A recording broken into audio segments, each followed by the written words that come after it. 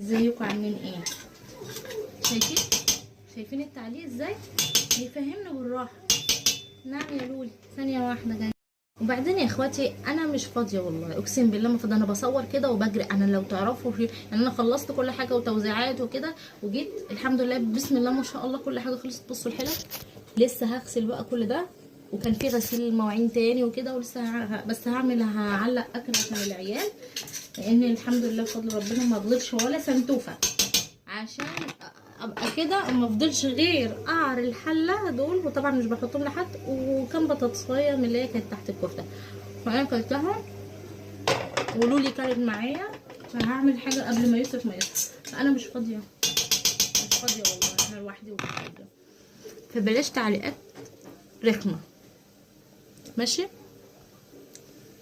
ده في تعليق، في واحد قال لي ايه والله حسيته بيتكلم كده بالظبط، يقول لي ايه